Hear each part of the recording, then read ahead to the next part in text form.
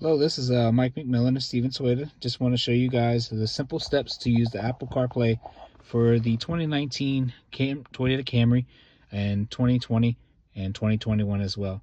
A few simple steps that you want to do to get this to work is just have to have a USB in your vehicle. Just plug it into your iPhone.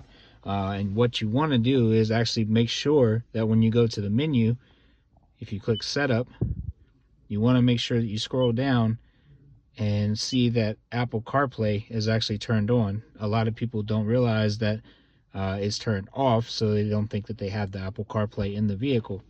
As long as it's turned on, if you hit the menu button, it'll pull up here where Apple CarPlay is. If you click on that, and it turns into basically your iPhone on the screen, so you can see everything that's on your phone, as well as your phone, music, maps, messages, the Toyota app, podcasts, Spotify, Waze, Amazon Music.